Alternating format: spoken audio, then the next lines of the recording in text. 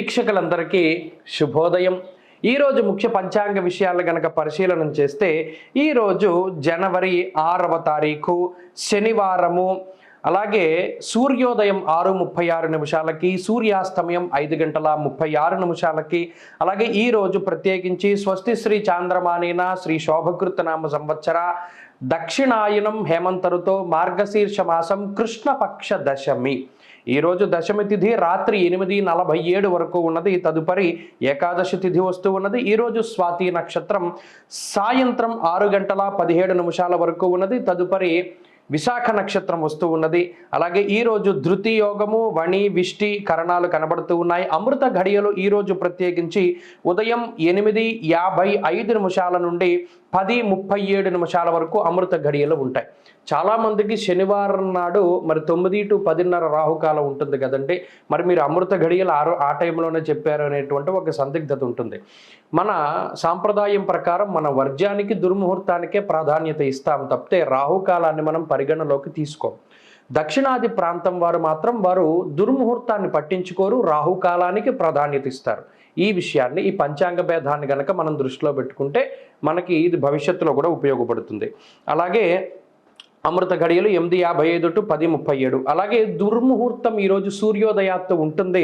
అనగా 6:35 లగాయతు 8:03 వరకు దుర్ముహూర్తం ఉంటుంది. కాబట్టి ఈ దుర్ముహూర్తాన్ని దాటి మనం ఏదైనా పనులు చేసుకోవాలి. ప్రత్యేకించి ఇంకా ఎవరికైనా శంఖం ఉంటే ఈరోజు 10:30 వరకు ఉండేటువంటి సమయాన్ని అంతటినీ కూడా వదిలేసి 10:30 తర్వాత భూమి రిజిస్ట్రేషన్ల దగ్గర నుండి ముఖ్యమైన పనుల దగ్గర నుండి ప్రయాణాదుల దగ్గర నుండి మాటలు మాట్లాడుకోవడము, వ్యక్తుల్ని కలవడం, ఇలా కొత్త వస్త్రాలు ధారణ చేయడం, కొత్త వస్తువులు కొనుగోలు చేయడం, ఇలా ఏది చేసినా 10:30 దాటాక రోజంతా మంచిదే. కాబట్టి చక్కగా మీరు ముందుకు వెళ్ళవచ్చును, ఇబ్బంది ఏమీ లేదు. అలాగే ఈరోజు ప్రత్యేకించి కొన్ని ముహూర్తాలు కనబడుతూ ఉన్నాయి మేష లగ్నానికి. అయితే శనివారం స్వాతి నక్షత్రం కలిసి వచ్చినటువంటి ఈరోజు చాలా విశేషమైనటువంటి రోజు. ఎవరైతే సంతానం కోసం పరితపిస్తూ ఉన్నారో వారు శారావి వ్రతాన్ని ఆచరిస్తూ ఉంటారు. అనగా ఈ శనివారం నాడు 13 సంఖ్య కలిగి ఉన్నటువంటి అప్పాలని, అంటే సజ్జప్పాలు కానీ గోధుమ పిండితో చేసిన అప్పాలను కానీ చేసి ఆ ఆంజనేయ స్వామికి నివేదన చేసి, అంటే ఏదైనా ఒక దేవాలయానికి వెళ్ళొచ్చు, లేదా ఇంట్లో అయినా నివేదన చేయొచ్చు. దాన్ని ఎవరికైనా దానం చేయాలి. అలా చేస్తే చక్కటి సంతానం కలుగుతుంది, ఆంజనేయ అనుగ్రహం కలుగుతుంది. అలాగే ప్రత్యేకించి నరఘోష, పిశాచ బాధ లేదా నరదృష్టి ఇటువంటి వాటితో బాధపడుతూ ఉండేటువంటి వారు ఈ శనిహోరా సమయంలో అనగా ఉదయం 6:36 లగాయితూ లేదు ఇంకా మనం శన్యూషంలో కూడా చేయొచ్చు. అనగా 5:36 లగాయితూ 7:36 సమయం మధ్యలో ఒక రాగి చెంబులో పూర్తిగా నీటిని నింపి దానిలో పంచదార వేసి ఆ రాగి చెంబుని పట్టుకొని రావి చెట్టు చుట్టూ 11 ప్రదక్షిణలు చేసి ఆ నీటిని అంతటినీ కూడా రావి చెట్టు మొదట్లో పోసేయాలి.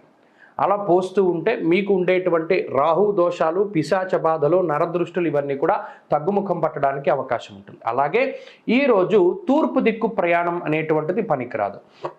ఎవరైనా తూర్పు దిక్కుకి ప్రయాణం చేయవలసి వస్తే ఉత్తర దిక్కుకు ప్రయాణం చేసి తూర్పుకి ప్రయాణం చేస్తే మంచి ఫలితాలు వస్తాయి.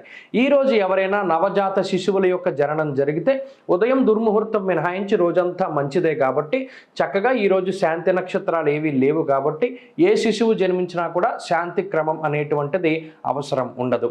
అలాగే ఈరోజు వారాధిపతి అయినటువంటి శనేశ్వరుడు పీడించేటువంటి రాశులు కర్కాటకం కానీ, వృశ్చికం కానీ, మకర, కుంభ, మీనాలు, ఈ 5 రాశుల వారు ప్రత్యేకించి శన్యూష శనిహోరా సమయాల్లో అభిషేకాలు, తిలదానాలు, తిలహోమాలు ఇటువంటివన్నీ కూడా చేసుకుంటే చక్కగా శనేశ్వరుడు అనుకూలత కలుగుతూ ఉంటుంది.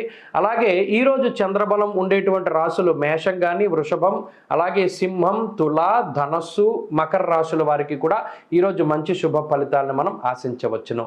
చక్కగా గ్రహదోషాలు నివారణ చేసుకోవడానికి ఈరోజు స్వాతి ఇంకా మనం ఏదైనా చేయొచ్చు అంటే అది స్వాతి నక్షత్రం అనేటువంటిది లక్ష్మీ నరసింహస్వామి వారి యొక్క జన్మ నక్షత్రం.